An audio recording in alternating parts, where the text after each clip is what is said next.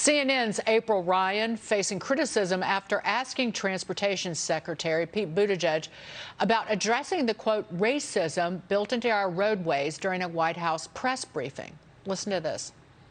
Can you give us the construct of how you will deconstruct the racism that was built into the roadways that you talked to the grill earlier? I'm still surprised that some people were surprised when I pointed to the fact that if a highway was built for the purpose of dividing a white and a black neighborhood, or if an underpass was constructed such that a bus carrying mostly black and Puerto Rican kids to a beach, or that would have been in New York, was designed too low for it to pass by, that obviously reflects racism that went into those design choices.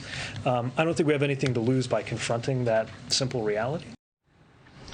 Ryan's question becoming a hot topic on social media, with Senator Ted Cruz commenting on the question to Joe Concha's tweet saying, "The roads are racist. We must get rid of the roads." Joining me now, former OMB director, Center for Renewing America president, Russ Vought.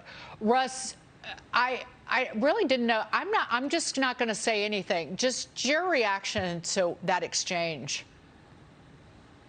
Yeah, it was a stunning exchange.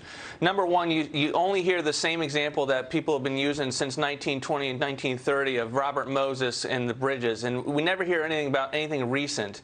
And I think the reporter herself got to the radicalness of the agenda. When you can say that any road or bridge is racist, you now have an incredible leverage point to reconstruct entire communities on the basis of power.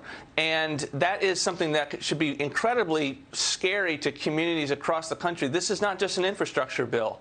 This is a desired outcome to be able to reconstruct communities and to assert that roads and bridges are fundamentally flawed because they were designed on the basis of racist choices. Russ Vought, Joe Concha, jump in here. He mentions the master builder, Robert Moses, and he allegedly here in New York City ordered that bridges be built low enough to discourage travel to and from Long Island beaches. That being said, I think about what hurts lower income Americans, what hurts Black Americans, Latino Americans living in cities is the poor public transit. And so that is a problem in the most liberal cities in the nation.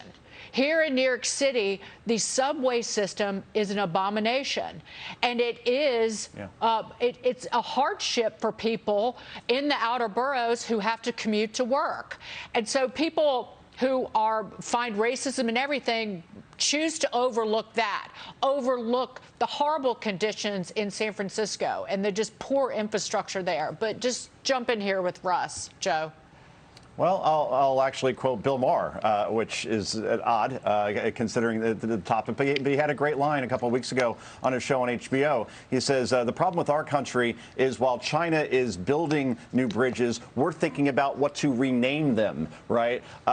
In this situation, I just don't understand where the Transportation Secretary is going with this. So are we going to now deconstruct bridges, say, in New York City, where traffic, I'm 20 miles out here in Jersey, and during rush hour sometimes takes me an hour and a half, 2 hours to get into the city. What are we going to deconstruct exactly? We're going to start with the George Washington Bridge, or are we going to start with the Brooklyn Bridge or this overpass? It's nice to say, I guess, if you're trying to appeal to the woke crowd, but I want to know what kind of money is going to be spent to reconstruct all of these buildings. And by the way, April Ryan, who asked that question, I'm old enough to remember when she actually agreed to host a fundraising event for Pete Buttigieg when he was a 2020 presidential candidate. Reporters aren't supposed to be doing that, and only after she got caught did she say that, oh, I didn't know it was a campaign event. So that's where we stand here. The Transportation Secretary, Dagan, and Pete Buttigieg should be asked about the supply chain crisis. And have you visited one port, one in Long Beach or Los Angeles or Savannah or Newark, New Jersey? Of course you haven't, because that's your job right now, and not to be talking about this sort of rhetoric, which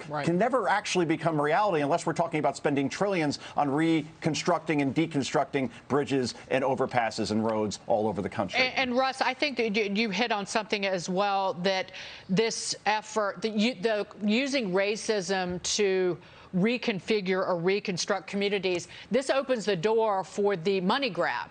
The over $1 trillion infrastructure plan, there are literally tens of billions of dollars in this thing that just that's what's at play here, because money equals the power that politicians crave so mightily.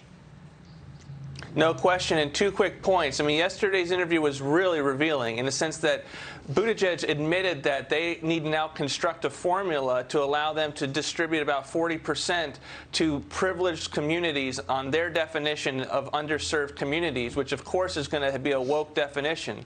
So that is incredibly, that's where I get the notion that this is designed to reconstruct on the basis of power politics. And so this is something that, and the other aspect is the reporter mentioned that she's opposed to widening of roads. Well, if widening roads is what will lead you to a per se definition of racism, we have a real problem now in terms of what actual infrastructure is. Are we ever going to be able to do roads and bridges? Maybe that explains why roads and bridges is such a small percentage of this package. It really gets to the fundamentals of what this administration's agenda is. It does. Russ, I'm sorry, I didn't hear that last part you were saying. You said it gets to the fundamentals of what this administration is doing. What is that before we go? Yeah, very simply, that an infrastructure package that only has about 10% for roads and bridges, it gets, if you dig deeper, it is because it's animated by this woke agenda that doesn't really want to do roads and bridges. It wants to do something else. It wants to reconstruct communities. Russ Vought, great to see you. So much to talk about. More time next time. Always a pleasure, sir. Thank you.